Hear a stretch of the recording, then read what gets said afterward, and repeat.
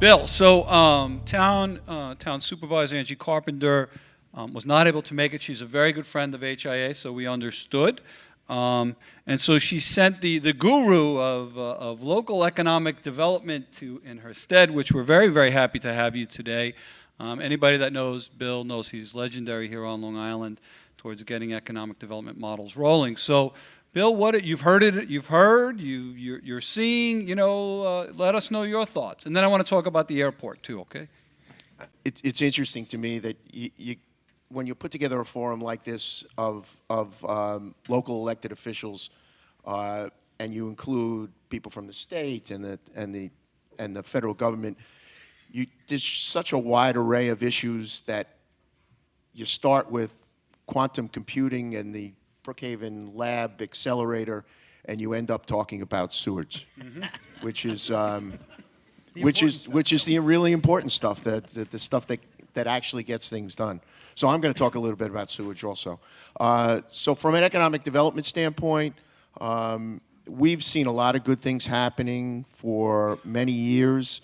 For the past 5 years, our deal flow through our industrial development agency has year over year increased in both the amount of transactions we're doing and in the amount of revenue we're taking into the agency.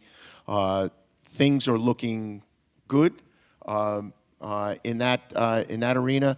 I note that I see Brookhaven and Suffolk, my fellow IDA people from there. I don't know if anybody else is here from Babylon. And I know they're experiencing the same kind of things we are. We're all working in that kind of same field, and we're working collaboratively, notwithstanding the fact that the common belief is that we compete with one another. Let me dispel that notion right here. We do not compete with one another. We never have competed with one another. We don't drive down the deals that we do in order to get one project in our town in competition with another. That just doesn't happen. But we're seeing the activity in a lot of our core business sectors, pharmaceuticals. Suffolk County put out a study recently talking about how pharmaceuticals were so important to the Long Island economy, and they represent the growth area. And we have a number of pharmaceutical and nutraceutical manufacturers in Islip, and that sector has been very strong for us. In addition to that, we also have a high concentration of aerospace in and around the Long Island MacArthur Airport area, and that sector has been thriving. And we also have a number of food manufacturers and distributors where there's been a lot of activity recently. On the kind of downtown revitalization area, we've seen tremendous amount of activity in Bayshore. Bayshore is the Islip, where Patchogue is the Brookhaven. It's principal downtown shopping area. And Bayshore is as vibrant as it could possibly be. So much so that just like Patchogue, the major problem is there's no place to park. And that's a good problem to have. I note that Mayor Pontieri from Patchogue always used to say that he considers an empty parking space as a parking problem. But now they're considering a moratorium on any new restaurants in downtown Patchogue.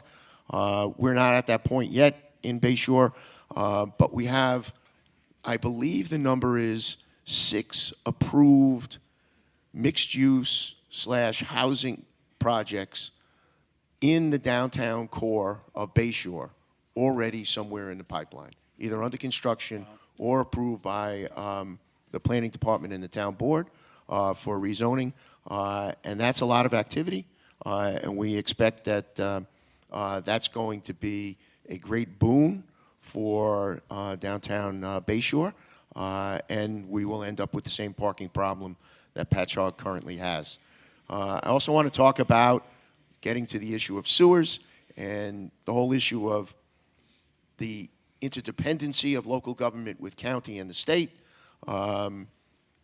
We were the lucky recipients of a $10 million downtown revitalization initiative grant from the state of New York, announced in 2018. And very, very critical to that effort, that by the way, the downtown is Central Islip, and very critical to that effort is the extension of a sewer main from the Long Island Railroad line down to Smith Street, so that we can connect the downtown, which needs some invigoration, and it will come, but we need the sewers first. Once the sewers are in place, then all of the zoning and potential development can take place afterwards, and we're working very closely with the county on that extension line.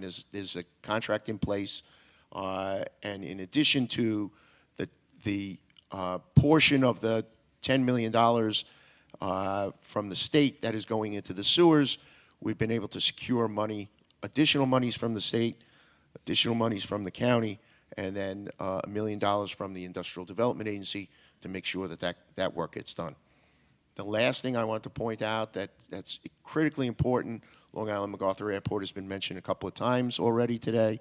That's the biggest asset for economic development that the town of Islip has, and clearly it's a regional asset, and we recognize that, and Supervisor Carpenter has made that extremely clear, that the furtherance of the development of that airport is critical, and the biggest of the capital projects that they will be undertaking is a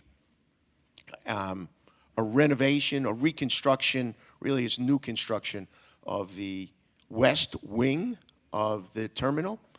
So for those of you who are familiar with the airport, the east wing was reconstructed by Southwest Airlines in the early 2000s. It's a modern terminal. You don't have to walk out on the tarmac to reach your plane. It's the kind of service that the public expects, the traveling service that the public expect.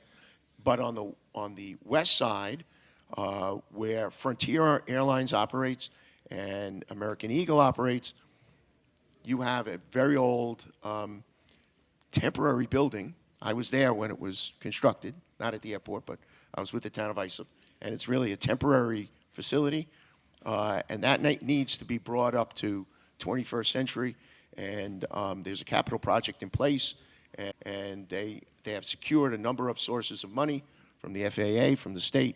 In addition, the IDA is pledging another $1 million into that project. That's great, and as someone who has a condo in southeastern Florida, I really appreciate that airport doing well. Do you have a direct flight there? I do have a direct flight, Palm That's Beach, the most important. right to West Palm Beach. Unfortunately, we're running out of time, so I just want to thank everybody, Ed, Bill, and Mike. Thank you so much for staying and sharing with us. We appreciate that very much, and for your, for your leadership. And I think the lovely Tony Joy is going to take it from here.